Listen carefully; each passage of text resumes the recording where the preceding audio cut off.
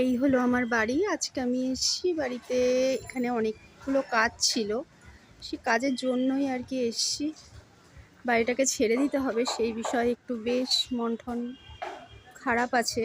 এখানে পরপর পরপর সব আমার কাকা কাকি সকলে থাকেন। বাড়িতে এত গাছ, এত দরকারি গাছ, এই গাছ তো আর ফ্ল্যাটে এভাবে লাগানো যায় না, না? তো এই হলো ব্যাপার। এখানে দেখো কত সুন্দর নীলকণ্ঠ ফুল গাছ, গাছ ভরে ফুল হয়। মানুষ ফুল কিনে ব্যবহার করে, কিন্তু আমাদের তো গাছের ফুল দিয়েই এরকম পুজো টুজো হয়ে যায়। এটা কারি পাতা গাছ, তোমরা হয়তো অনেকেই চেনো। এই যে ভর্তি কারি পাতা গাছ, দেখো কত বড় হয়ে গেছে। এখানে একটা আম গাছ আছে, এটা একটা শিউলি গাছ। কোন পাতার রস খায়নি এখানে এই জায়গাটাতে? সব ভরপুর গাছ ছিল। কালো মেঘের পাতা থেকে হলুদ গাছ থেকে শুরু করে সমস্ত কিছু।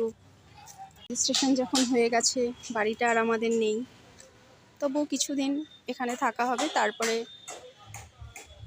সব কিছু অন্য জায়গায় শিফট হয়ে যাবে। এই হলো ব্যাপার। তো যাই হোক, এখন বেশ কিছু কাজ বাকি, সেই কাজগুলো করার জন্যই এসছি আর কি। এই আর কি। আরেকটা জিনিস দেখাই চলো, বেল গাছ। একটা বেল গাছ ছিল, সেই বেল গাছটাকে কেটে দেওয়া হয়েছে। এই বেল গাছটাও কত বড়, প্রায় 4 তলার সমান। এখানে একটা মেহগিনি গাছ আছে। দুটো নারকেল গাছ ছিল, একটা কেটে দেওয়া হয়েছে, বলেছি আর একটাও আছে। এখানে বেশ কটা বেল গাছ আছে, আম গাছ আছে, সব আছে।